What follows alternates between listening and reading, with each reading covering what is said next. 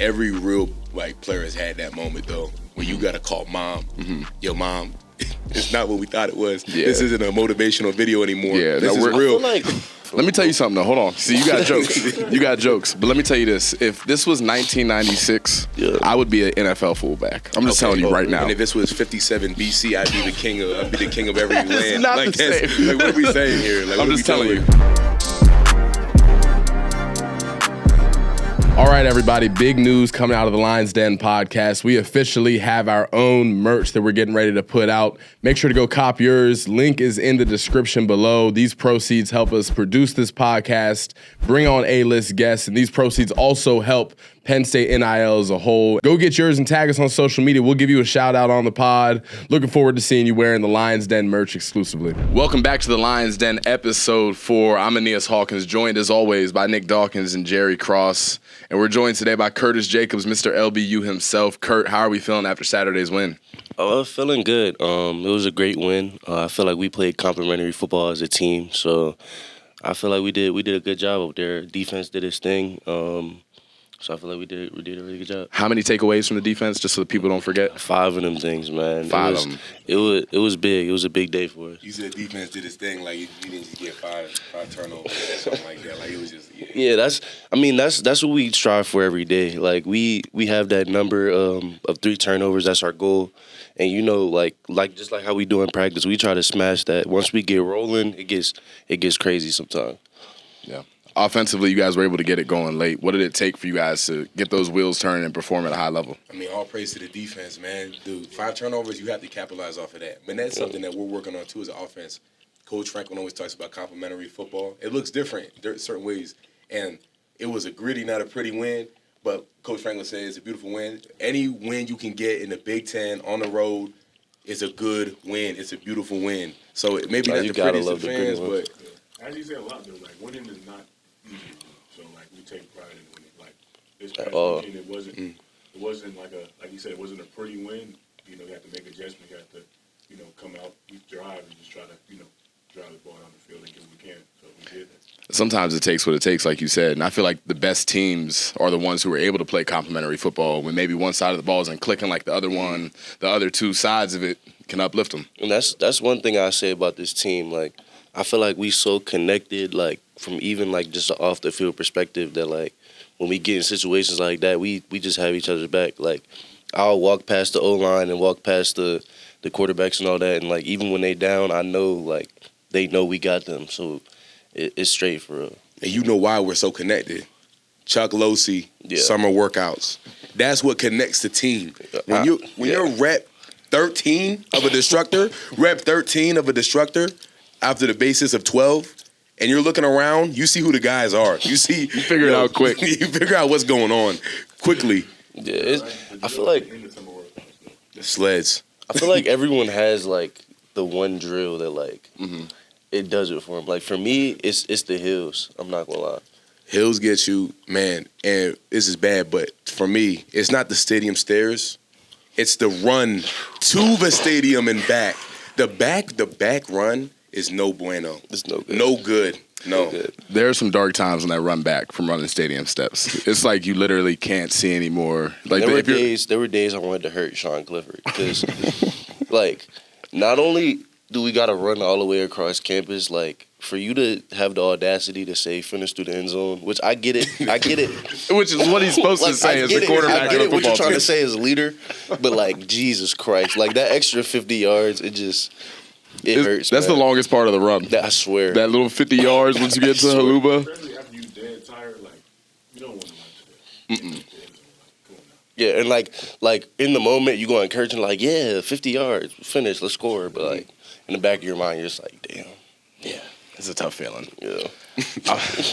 I've just been there before. My first workout, actually, at Penn State was the stadium steps. And at that point, I'm like 38% body fat.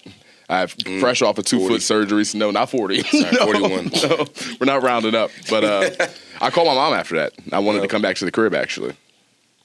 Every real player has had that moment, though, when you got to call mom.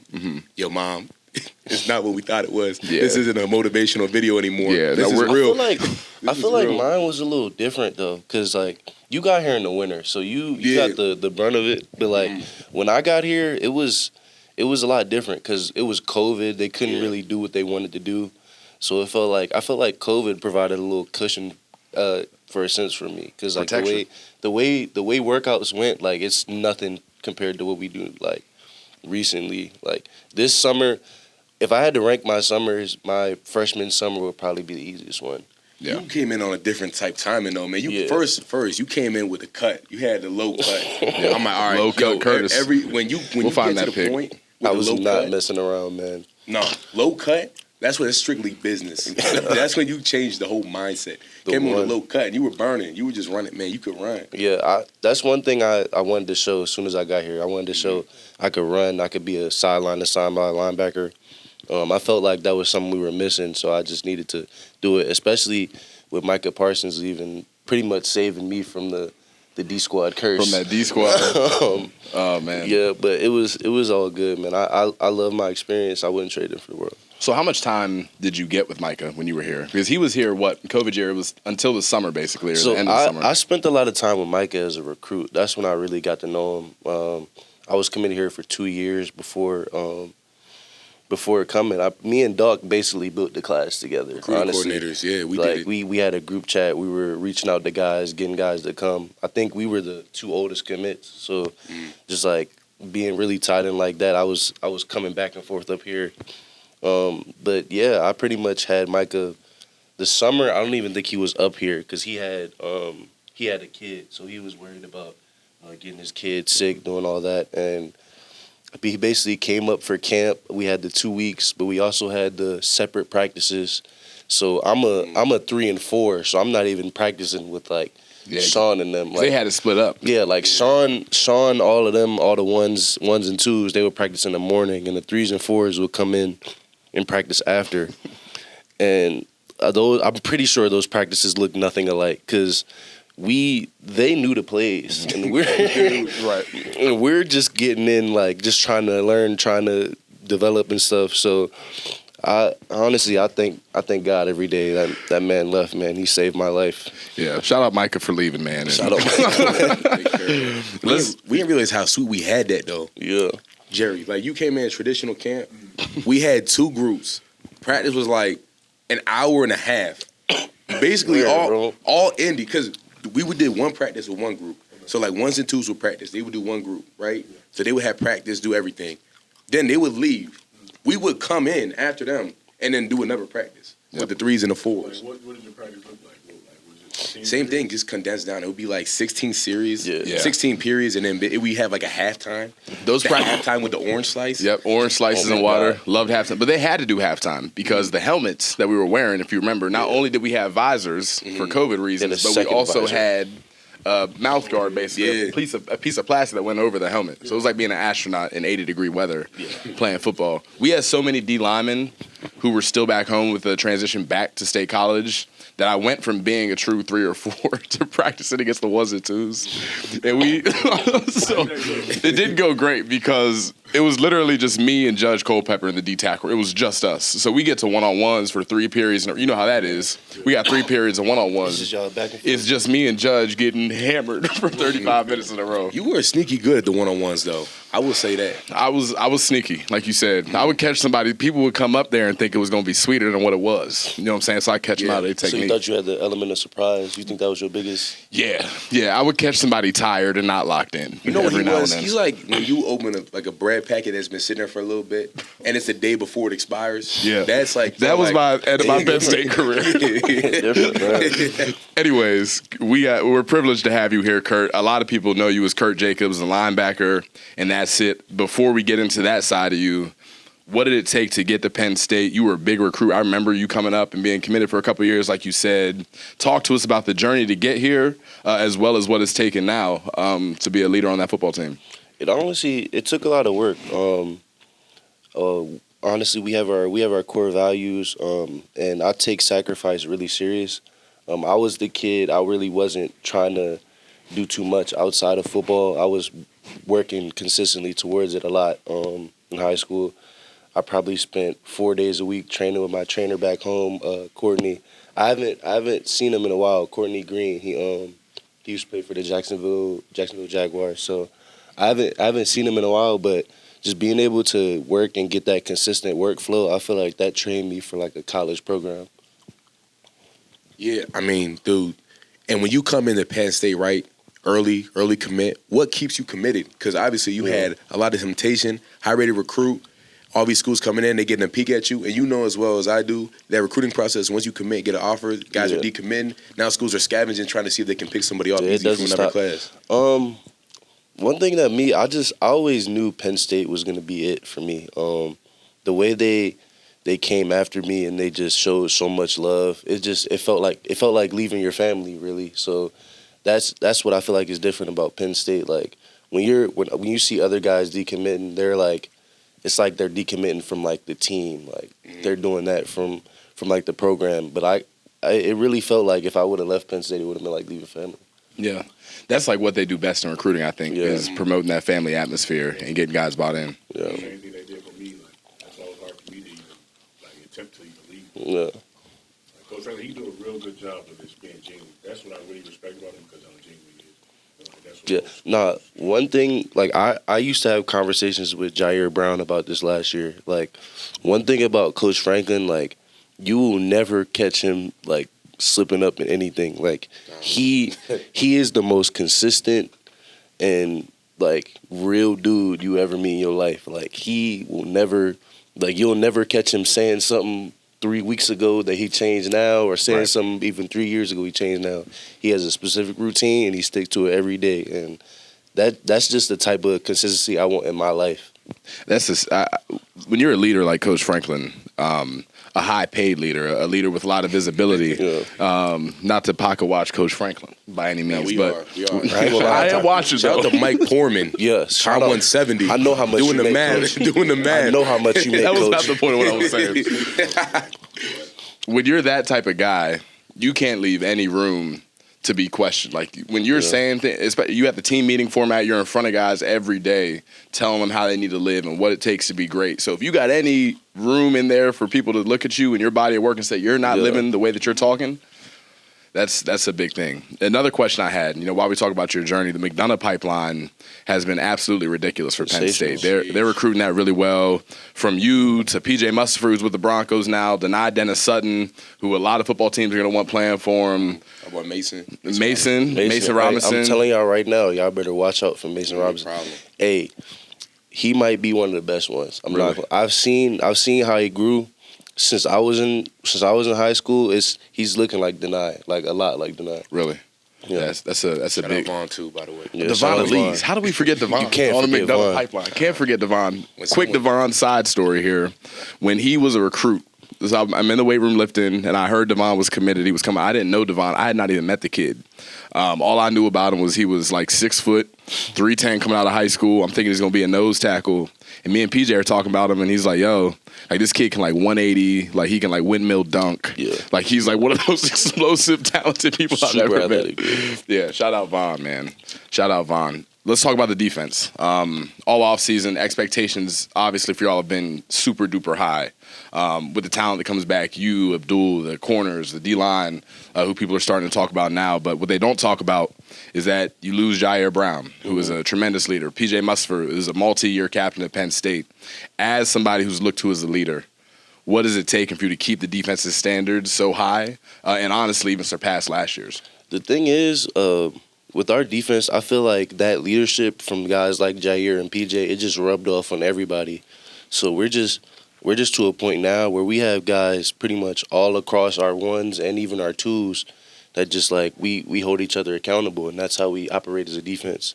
And I feel like it's just guys like Dom DeLuca, Jalen Reed, guys like Kevin Winston Jr., Kalen King, just a bunch of guys that are willing to hold other teammates accountable at every position and anywhere on the field. It's just it gels together perfectly. You got Manny Diaz in year 2. Before we get into who he is as a coach, I've heard through the grapevine that he is like probably the singular best motivational speaker that's been in that building. And you guys have probably all heard him speak. It's different, man. you just get the team meetings. Like if you were in our pregame, like pre-breakfast speech, like we'll get a speech like, say this game we played, it was 11 o'clock, right? We got to get up at 7:20, and I've never been like ready to run through a wall more at 7:20 in the morning. Like, just he motivates you, man, and he does it through like saying basically, you do this because you don't want to let your teammate down, and that's really how you feel as a football player. Like, it can't be about other outside motivation tactics. It got to be from you and from your teammates. So I feel like that's the main thing he tries to get across. Would you guys all say that, you know, that accountability, that brotherhood, that focus on your brother and your teammate, would you say that's unanimous across the board? Yeah. We literally we'll do that stuff in film. Like, he'll show everyone. We're in the defensive meeting like setting. He'll show everyone's best plays, and he'll show everyone's worst plays. So like that's basically how you build trust as a defense. So the pack basically knows what you are because you put it on tape. Man, that's just the beauty of ball, though. Yeah. I think that's why, I mean, not to just generalize, but specifically here for our team, why we're so close is we see each other's worst and each other's best, and we see each other grow. I swear. So it's, man, like, I know, like, when we put on, like, before the team meeting, see yourself on tape. I'm saying it be the effort plays, man. And I got to shout out those D-Squad guys, too, man, because they will embarrass you sometimes. And you wouldn't expect that. Like, you would expect to kill them every time, but, like, those guys, they come out with a different type of passion, and they come up with a different type of work ethic, and it's just to get us better. And I really appreciate those guys for that. Shout out my D-Squad guys, man. Yeah, man. Yeah, shout out your D-Squad guys. Like I'm glad my legacy has carried on in that D-Squad, man. We were just talking. We actually yesterday had one of the most electric dirty shows. Yeah, it was really? popping. 2021. It was popping yesterday. Yo, What made it so electric yesterday? Man, Guys were flying around. Guys were Running around hitting. Guys were in there trying to put people in caskets on a Sunday night. Man, it was going down Sunday night. Like when Coach said that's the Super Bowl, yesterday might have been the Super Bowl. Yeah, and you gotta stop by, bro. They got the new scoreboard or in Allar. like the little in visual Allar? board. They got the D-Squad Super Bowl up there, the little symbol. They got that's crazy. The NFL music playing. It's a vibe. That's good. I like that they are taking care of those guys. Some of the hardest hits I've ever seen in my life were in D-Squad scrimmages. What was the hardest hit you ever taken? First varsity football game, my sophomore year, Liam Eichenberg, who I think is with the Dolphins now. Okay. I didn't understand the concept of like poolers or like counters or any of that. I'm 15, just running around, run up field, don't see him coming, knock my helmet clean off. Ooh. Clean off, yeah. Can we get? I hope like we can cut to and get like an edit of that. We can get to those clips. We get a clip. We'll get to those clips. Kurt, I want to ask you about a guy that gets all kinds of praise, and rightfully so, Abdul Carter. I mean, from day one when he got on campus, people understood the type of athlete he was. How have you seen him develop as a competitor? You're with him every day. What's that experience with Abdul been like? Well, since Abdul stepped in the building, he was probably one of the most fierce competitors. Just how he approaches every day. He likes to show, like, because he likes to talk a lot. So he talks a lot, but he backs it up every time, and that's just how a lot of dogs are built in football. Just seeing how he makes plays, runs to the ball. It was impossible to keep him off the field last year. I know everybody is comparing him to Micah Parsons, but that sounds literally just like how Micah was when he came in. He would talk the most, but when it came time to them competitive periods, I never saw Micah come close to losing. He's a young buck, came with that mentality. Jerry, when you came in, how has your mentality changed from then to now?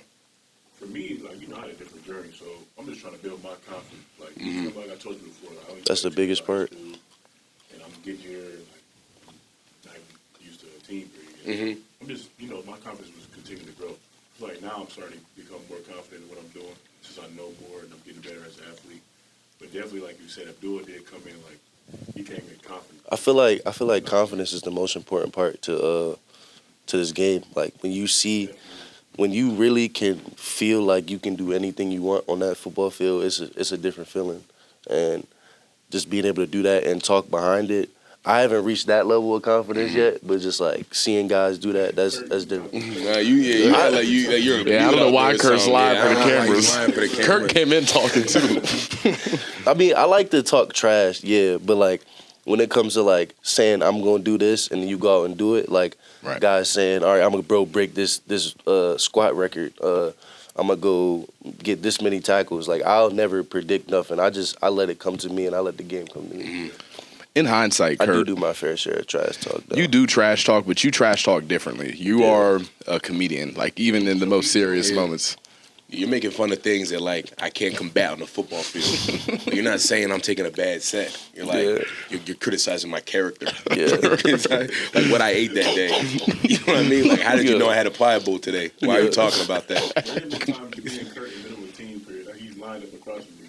I'm about to go run around. He's like, oh yeah, it's just He's laughing just like this. We laugh at the line.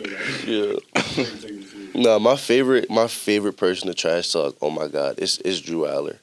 Like, cause Drew will never talk back to you, like ever.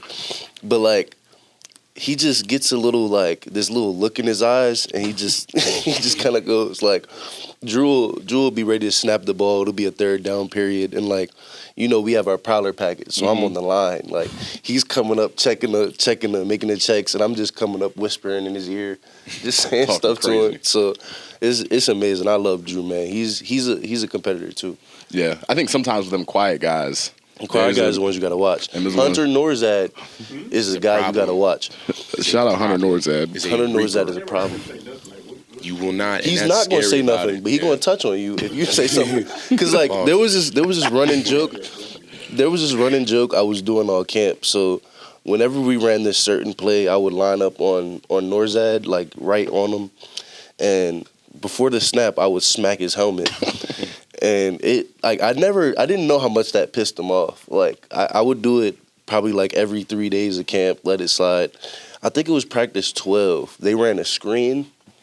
He put me down. It was pretty bad. So I probably won't do that to Norzad again. No more of that, man. Yeah, Hunter's not one of those guys. I mean, I never played with Hunter, but when I walk in a room and Hunter's there, man, it's probably good for you. Yeah, no doubt. Honestly, he's a matchup. He's like, he's 6'4", 6'5", but he's like massive. Nah, he's can run, dude.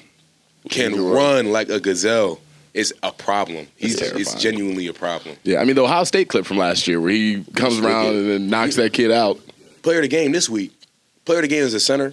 In a 3-down defense. That ain't easy to do. Defense. You must be manhandling. Got a good D-line, That was some great D-line play from them last week. Yeah, they had a strong unit up front. Yeah. That's what people get so upset about. Oh, we didn't do this, we didn't do that. First of all, why are you mad after a win? Yeah, we won the game. No First of all, there's a lot of sad people out there too. That is a good football team. You will be seeing them down the line. You're definitely going to see that business. People, I mean, they get caught up in names of schools and who they think is supposed to be good and who's not good. If you're in the Big Ten, you've got NFL talent somewhere. And they're going to be a problem.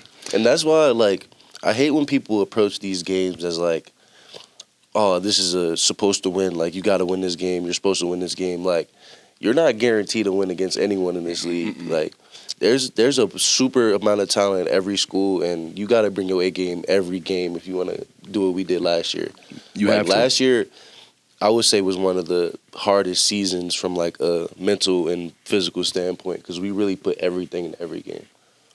I mean, I've been a part of teams that didn't necessarily have that mindset and that approach where every game you got to go out and win the game. Yeah. They're not going to give it to you, and those types of teams don't typically end up doing it as well. There's not one team that's going to give it to you. No. And what do you do as a leader to bring them back? Right. That's a great question. We're going to move on from that stupid question, man. LBU, man. It means a lot. LeVar Arrington, we'll start there. Brandon Short, Cope. All these guys that played here at a high level, you saw it as a recruit. You're in it now. What does it mean to you? So as a recruit, I didn't really know what it was. I never really researched linebacker play here. It sounds weird, but as a recruit, I thought I was gonna play receiver for like the first couple months. Did they tell you that? Did you buy that? Yeah, roll the tape though. Roll the tape. Were you nasty? I'm roll the tape. Like roll the tape. When I had to come up here a couple times. So the first time I came up here was my freshman year. and they didn't offer me. I think it was something to do with the 40 time at that point, but I was trying to get here as a receiver. And then I come back the second time, and Coach Franklin tells me he didn't offer me that second time because they didn't know what I was going to play, because I was doing workouts with Coach Banks. He used to be the safety coach. Shout out Coach Banks. Yep. I'm working out with Coach T, doing corner stuff. I'm doing linebacker drills with Coach Pry after, and I'm running one-on-ones as a receiver. So, I think, when I got offered and I was in Coach Franklin's office, I had Tebow in there, Coach Spence, Wild Dogs. I had Pry in there, Coach Bowen, just a bunch of guys that all wanted me to play for their rooms, and they're just battling, but they just knew they wanted me to be a Nittany Lion, and that's one thing I really appreciate about it.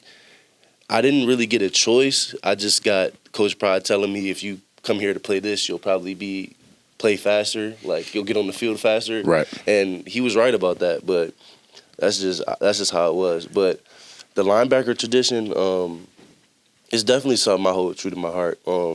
Just having those guys that I looked up to, guys in the NFL I didn't even know went here before Penn State. LeVar, Jack Ham, Micah, Navarro Bowman, just a bunch of great guys that came here and did their thing. So it's you got to hold that standard every day.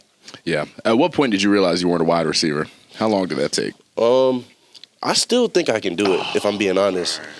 I really still, if I cut down to 205, I really think it's possible. What? Okay, possible where? Yeah, okay. I could play corner at. All right, nah. No, okay. Jerry, did you have that problem as a recruit that too many position coaches wanted you to play in their position group? I wanted to be a receiver, but I was always heavier than a receiver should be. That was my problem too, man. Coming into high school, I was 6'5", 190. And I gradually started gaining weight. 210 my sophomore year, 220 my junior year, 245 my senior year. As mom's cooking? Yeah. Mama was. Y'all know I came in I was like a skinny, chubby dude. I was skinny, but I had a gut. Yeah, a little gut to you. Doc, did you ever have any questions about what position you would play? I had an offer to Tennessee to play D-line. That's all I'll say. Is that true? Doc was that dude as a recruit, man. I remember. I don't remember watching him as a D tackle. Junior, mid-season highlights. We're off on a highlight tangent tonight. I think we need to start pulling some clips up. Dude, we can throw the huddle links in the right. Yeah, if there's receipts, man, pull them up. Oh, not here for I'll find them. I'll definitely find them. Pull up that JV for Let me tell you something though. Hold on. See, you got jokes. But let me tell you this: if this was 1996, I would be an NFL fullback. I'm just telling you right now. And if this was 57 BC, I'd be the king of every land. It's not the same. What are we saying here? I'm just telling you. We talk about rolling the film. My sophomore year, I had probably 11 or 12 tutties, pancakes every week. I'm coming out the flat catching balls. I'm Pat Ricard before Pat Ricard. You're playing against 5'2" guys that just failed an Algebra 2 test. Oh, you did play in Ohio. Monday what does that mean? Game. I played in Ohio. Ohio was a good. What? I don't know about Ohio. So this is what I'll say, and this will be. I'll put Pennsylvania above Ohio high school. Pennsylvania is good high school football. Why is that that's a thing? So PA is top ball. PA, okay. Let's talk about this ranking. The PA schools I've played, I respect them. They're great teams. I played Malvern Prep, Berks Catholic. What's another team? You're playing low. Those are low. I played the school Kyle Pitts went to. What do they call it? Emotep. No, he didn't go to. Was he a St. Joe's guy? Nah, he wasn't. I forgot the name of the school. Archbishop Wood. Okay, but those are 4A teams, 3A teams. You play a real 6A team, St. Joe's Prep. Bro, I've seen Nick Singleton's tape. That's not 6A ball. Y'all let Nick Singleton run that same toss sweep play, and he scored about 40 times. Which didn't happen. I'm saying you bring that up to Maryland. It might work in Ohio, but you bring that up to Maryland. We're getting that boxed. We're getting that boxed for I don't know why there's this misconception that Maryland football, which is very good per capita. I will sit here on camera and respect to Maryland high school football. But PJ Musford does this. Every Maryland guy I talk to is different. I'm trying to tell you, it's not that different. I'm trying to. It's a saturated. It's dense. You have to do little conferences and such like that. Yeah. But you got more ball players that are going to stick around longer in these bigger states. I completely agree. So top 5 states. Wait, hold on. But before you do that, Tell me about Wisconsin ball. What's going Oh, on? yeah, you've been real quiet the whole Wisconsin time. ball. What's going on out there? Let's go. What It's some ball? gritty If I'm being honest, bro, I played against a bunch of like 5'4", probably 160 like pound guys. Yeah, you And want to bring up I Wisconsin had ball. 8 touchdowns. My sophomore year of high school, I had 8 touchdowns through 2 games. What's your high school? What's the name of your high school? Rufus King High School. That's crazy. Rufus King High School. Wait, who's Rufus King? My Wait, mascot was a general. who's Rufus King? I don't know. You don't know. You didn't even bother to look. I don't know who the hell Rufus King is. I'm here to ball. I'm Jerry Cross. All I know is Rufus King pergolas. Rufus King did what? Whatever the general is, like, I didn't know what it was. Okay. Go back to your original question. But like ranked the top five states in high school football. Right now? Talent wise, yeah, right now. Ah, man. Number one has to be Florida. It's got to be It has Florida to be right Florida, now. number one. I got, I'm like combating between Florida and Texas. I got, Cause like the stuff I saw Parker Washington do, Yeah, and he wasn't even like the highest. he wasn't dude even out like there. one of the top guys. So like, I gotta go Texas 1, Florida 2. who's your 3, 4, 5? 3, I gotta go Maryland. I'll make it DMV to make one more. I mean, Give it a you little have to emphasis. collaborate. You have to add 3 whole like areas of the United States in. Like that's how you need help. Well, Y'all need help. We don't really 7 count states. Virginia, but like it just we add them in just cause All just to right, make bet. it feel better. But Okay. then I gotta say California. I've seen a lot of dogs from California. Okay. And then 5th, I gotta either go Georgia or like one of those states like Mississippi, Louisiana. You got Mississippi and Louisiana over Bro, you Pennsylvania and You Ohio. don't even like you just said one of those I've states. seen some guys like it's like a 5B, AB because like those guys they're just different, man. No, I did hear Ohio There's something different about the South. There's something different about the South. Ohio has a lot of talent. Ohio, let's just for reference, there's a game called the Big 33 for any of the viewers who know it. And it used to be Ohio versus Pennsylvania. Now, I think Maryland replaced Ohio. Have they gotten their first win in that game yet? Or All right, is this just small talk we're making All right right, now? the Big 33. I go back and forth with a lot of guys in the Big 33. So the Big 33, I really, from a Maryland perspective, we're trying to get guys exposure. The guys that play in that game, they're playing in that game because they need to play in that game. So you're not sending your dogs, is what you're saying? We're not sending our dogs to that game, no. Okay. There are some dogs that play in that game though, like underrated guys, guys that haven't gotten the looks that they've needed. But yeah, our dogs are headed to college by then. Right. They're not playing in the Big 33. No. Yeah. I'm gonna leave this alone, but just know Ohio high school football is, we're serious. Yeah. You know what I'm saying? I respect it. I Okay. respect it. Y'all got Sean and I'm gonna let this slide. I'm gonna let the disrespect go. This is getting ridiculous in here right now. Anyway, let's talk about Iowa. I want to talk to all 3 of you guys about it. I remember when we would play Iowa when I was on the team still. Coach Pry, and you remember this, would always talk about the physicality and the toughness and the grit. And you know what to expect when you walk into a matchup versus Iowa. They're coming to Beaver Stadium. It's a whiteout game. We don't need to rehash 2021 and what that was about. What is the mentality this week as we approach that? just throw your hard helmet on. Be ready to come downhill. Obviously, they're one of the old school, older style offenses. They want to run the ball down your throat and work off of that and get.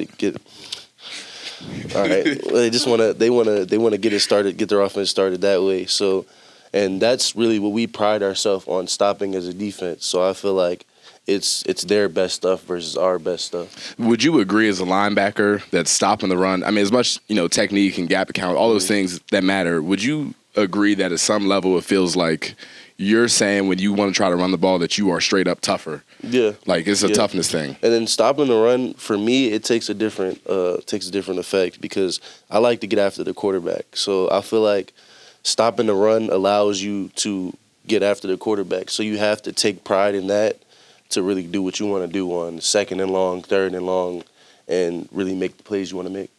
Offensively. Man, this is going to be a trench game. Absolutely. Those Going guys to are war. different on Got a defense. lot of respect for their defense. They do a lot of great things. He can play that 3 down, play that 4 down, a lot of hybrid, a lot of movement. But it's going to be fought and won in the trenches. That's where it's going to go down.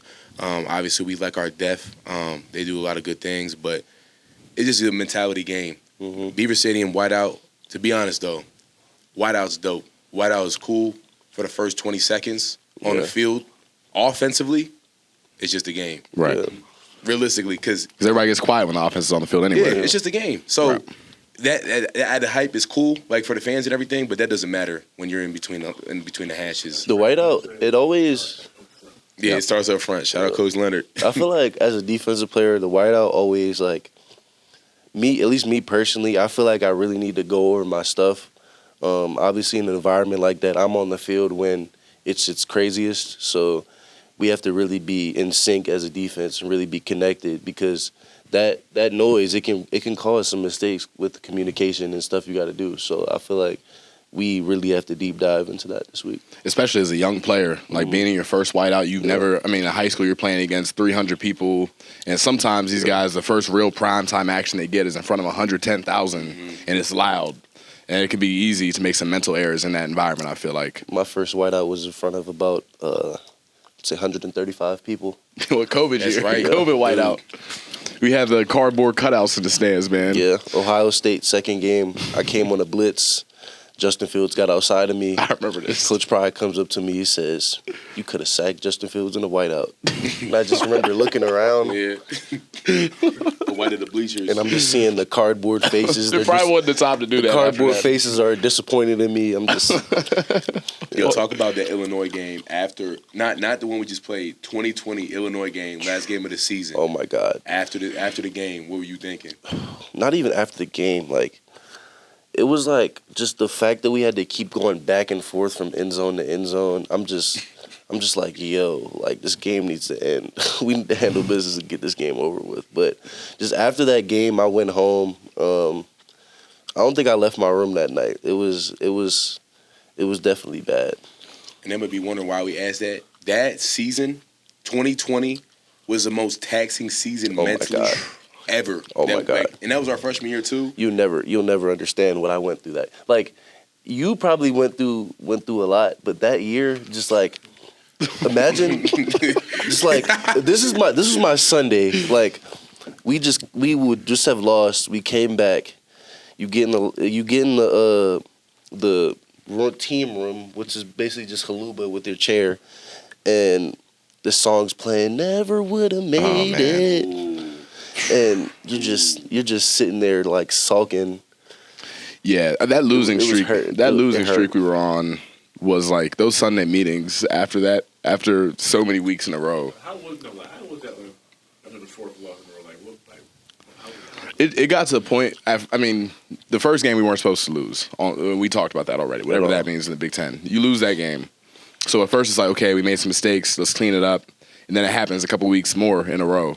Once we got to that point where we're just like, you kind of, it sinks in that you're 0-4 or you're 0-5, and it's like have some pride. it's like it's just a pride thing, and I feel like we handled it well when we got to Michigan. Obviously going to Michigan, that was the big first win, for us. wasn't it? It started a 4-game winning streak, so that really got us out of it. But just the way that season, and then you got to think, like, we didn't have a locker. Our locker room was in Haluba. It was in Haluba. It was a tent.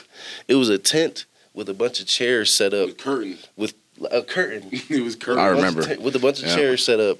So And I feel like that brought our freshman class together. Though, yeah. Like I feel like we were tight because of that. my day was always better after practice. When I walk by y'all's class in those my curtains, God. and I would hear y'all making small talk and making jokes. Y'all were funny. Y'all were definitely funny. When they're stinking. No Yeah. shower. Hey, Just y'all sitting gotta there looking around. that at just each other. that just reminded me y'all gotta get a Mean Van over on this show. Oh, Amin's my coming God. on the show. We're gonna have to cut half the show out because there's no telling what he's gonna say. We'll bring Amin on. I was in Pagula the COVID year.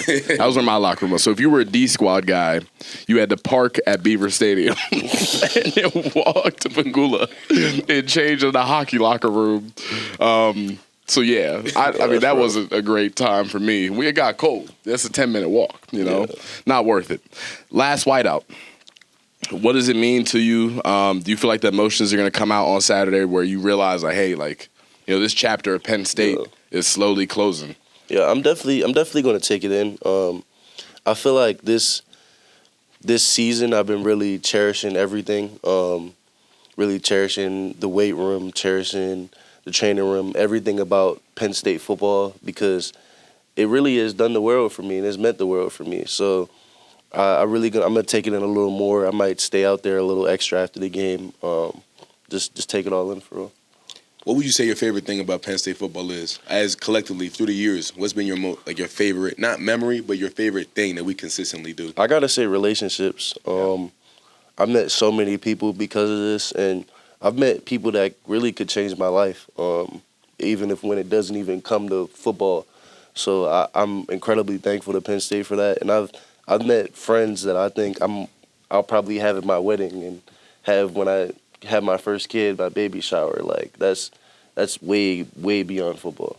Yeah, that's what makes Penn State special, man. Yeah. In 2023, it's not a lot of places that you can go where they're preaching family to you in recruiting, and then when you leave after your fourth year, you're saying the same thing. Yeah. Where it's the family, it's the relationships. Those are the things that you miss. Yeah, and the one thing I'm scared about is I always hear Coach Franklin talk about when you get out of the locker room, you always gonna want to get back in. So I'm definitely cherishing the moments in the locker room, cherishing my guys.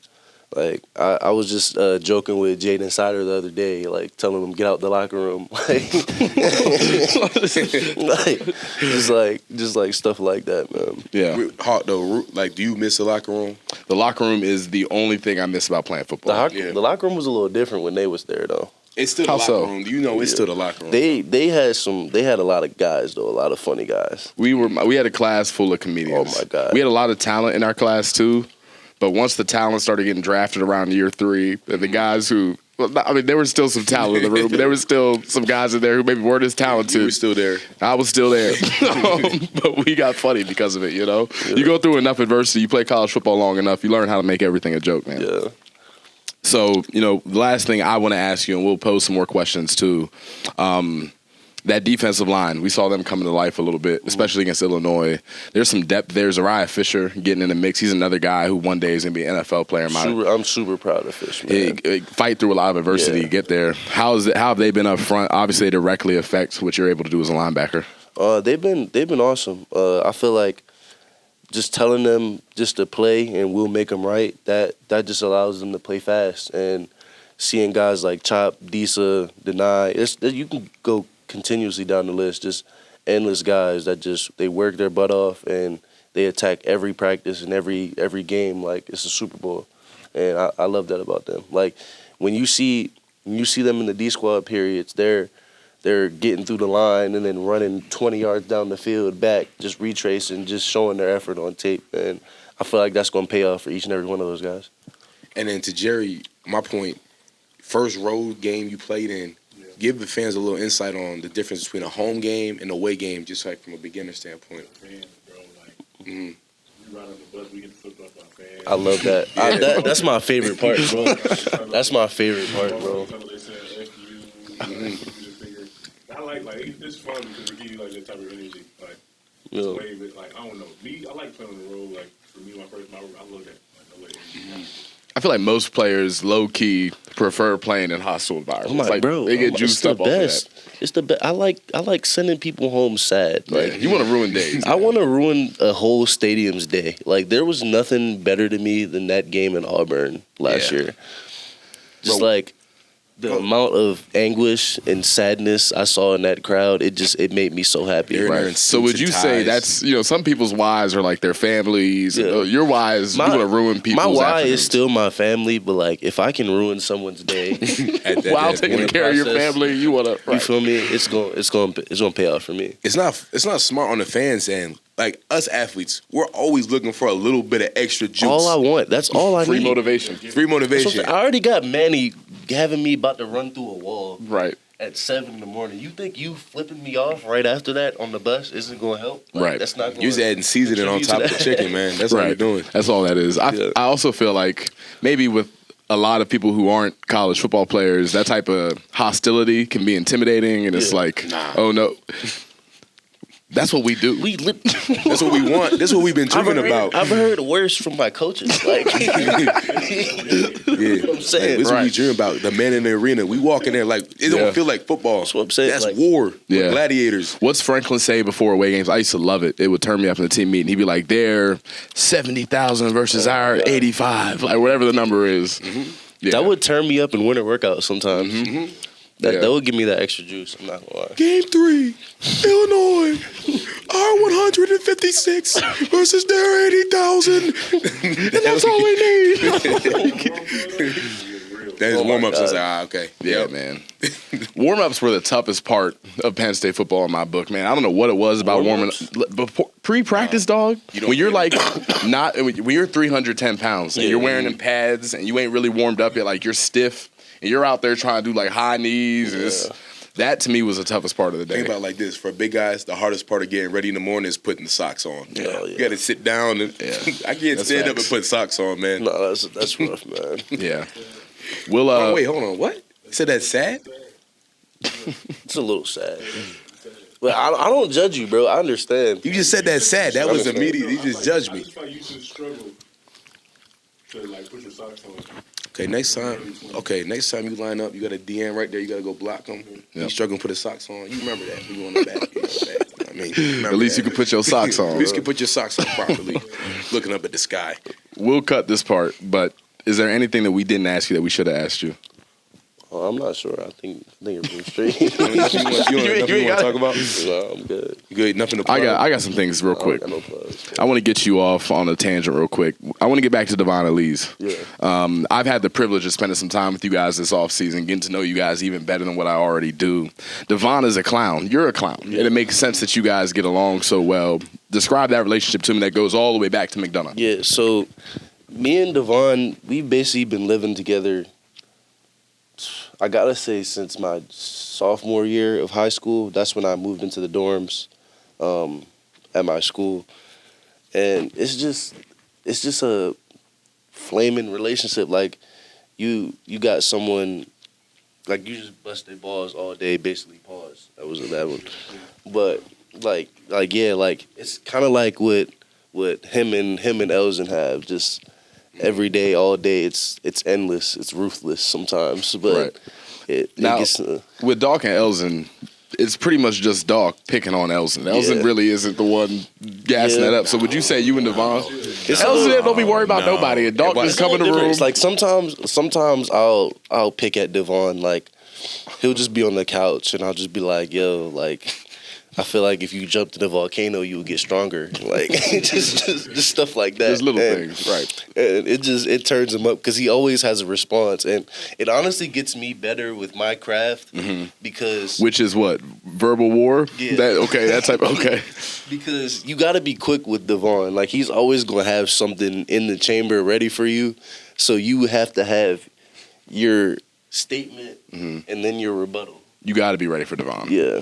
Yeah, I don't know if you remember this, but I want to do this on camera because he's been telling people lies about this situation for years now. Were you there when he punched me in the face at walkthrough? I heard the story. Okay, never mind. We'll leave that alone. I just need a witness to back me up on the fact that he hit me in the face for no reason. I did not randomly start a fight at walkthrough. Yeah, I'm gonna be honest. You look at your track record; it's not good. It's not not you have good. a bad track record. I don't have a bad track people record. who have no correlation to each other. You might be the problem. You might be the problem, bro. You might be the problem. I got in like maybe 2 fights in 4 years of Penn State football sport where we're hitting each other every day. How many fights have you been in, dog? Only with you. That's what I'm saying. I don't think I've been in one either. We keep it professional on the field, man. You're one of those joined guys them. that took it too far. I'm one of the demons of the fight. So disclaimer: fights in practice happen a lot more often than you think, and I'm the guy. I'm not gonna stop it. I'm not gonna like break it, but I'm gonna play around. Like, I may run up to you, steal you, and then run away. Like, laughing. Like, good mentality. The one time I wasn't laughing though was when I did it to Juice, and we made eye contact, and I think I ran away a little faster. Juice is one of those guys. Yeah, not the guy to play you with. don't mess with Juice. No, that's. Me and Juice were roommates in Beaver Hall freshman year. And we had some type of discrepancy over something. And I basically stood up off the bed. This is before I knew who Juice was and who I was in the grand scheme of things. But I'm like, yo, you don't stop talking to me like that. I'm not playing with you. He get up out the bed. I'm talking about in like 6 seconds. He got me right back on my bed. I got one arm over my head, bro. I'm like, oh, man, I can't do nothing with him, man. Yeah, I can't mess with Juice. Nah, There's a difference between man strength and weight room strength. Like, there's some guys, Olu, man strength. Right. It's just natural. Like you get strong in the weight room, of course, but when they get a hold of you, right. Yeah, that's one thing I think you had to work on as you got. Was my grown man strength, right? What would you say that you have right now? Weight room strength. Weight room strength. I will say though, okay. And, like on a real note though, as I've gotten older, I felt my natural strength in the game. You can feel it clicking in. Better. Yeah, get better. Like sitting on bull rushes and sitting on power moves from guys, like just not being able to like move my feet like I'm stiff, like from I'm trying to get any presence. It's different. Like you feel that. I'm not gonna lie, I'm starting to feel a little man strength too.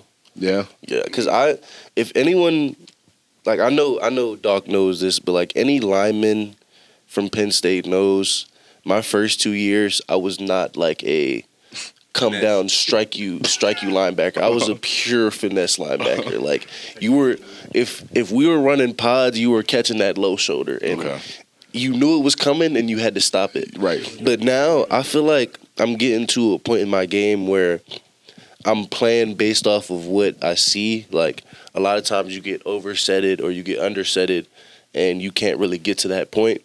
So I feel like I'm using physicality to really fix that problem for me in my game. So that makes sense. And a lot of young guys, when they come in, are strictly finesse. Not by choice, but they feel the grown man power they're playing against. They're like, yeah, I ain't got that. Would you say that the game has slowed down with time as you've gotten older? Absolutely.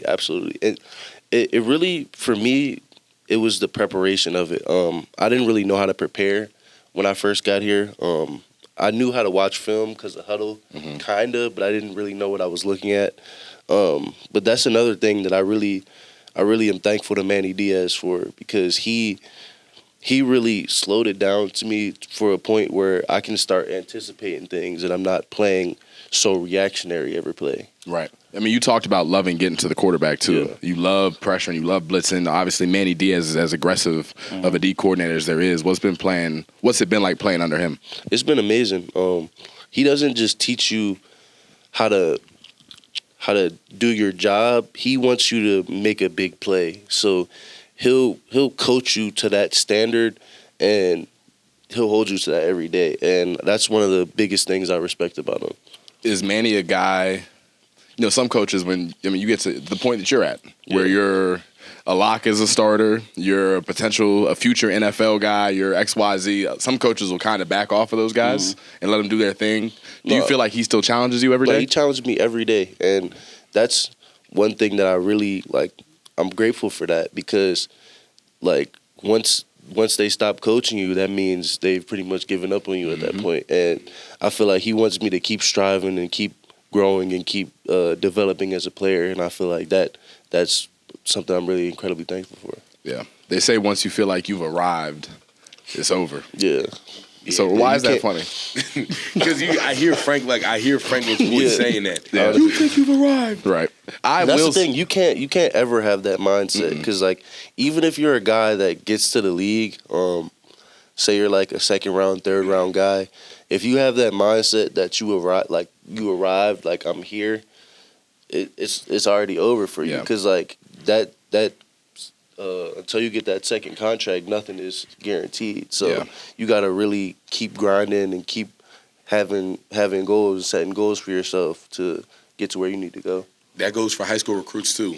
Yo, chill on Twitter. Yeah. Chill tweeting on Jerry, tell him about it. You were a Twitter guy. He was a Twitter guy. Hey, those Twitter guys, bro, I'm telling you, they will embarrass you in those winter workouts. Twitter guys, and let me just define that. When you're a recruit, you're feeding off the hype, getting a couple O's to your name, get a couple O's. You're like, you know what, I'm here. I'm going to go make some plays in college. You probably will.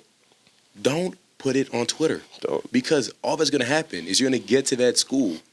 You're going to have your welcome to college football moment. And it's going to be embarrassing when OGs in the locker room are pulling that stuff up. Yeah. Chill on Twitter. And stop giving yourself nicknames, too, while I'm at it. You're not the Joker.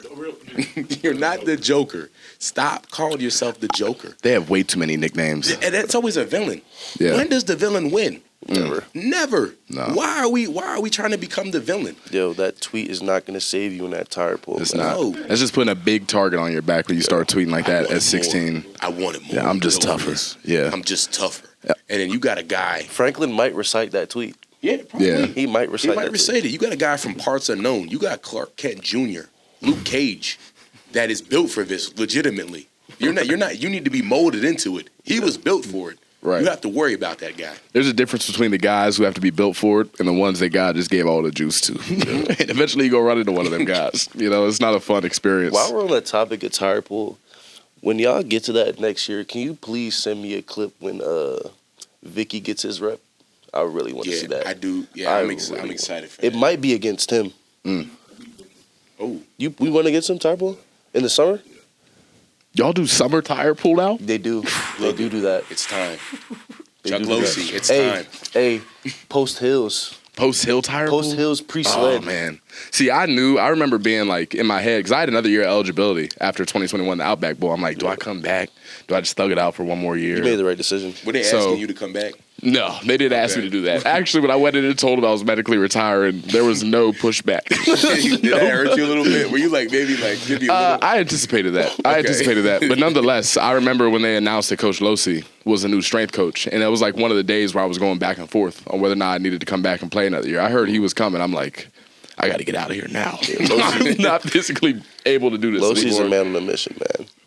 Get your piss out, man. Well, tell them about your relationship with Losey. It's almost like hero and villain. Now, who's the hero and who's the villain? Yeah, Losey's definitely the villain. Okay. I think they try to build a narrative that I'm the villain, and it's not the case. Coach Losey, to this day, now I haven't played football in 2 years, and I've got the head strength and conditioning coach from Penn State football texting me aggressively at least once a week at 5 in the morning. Do you think you've won the mental warfare aspect of that?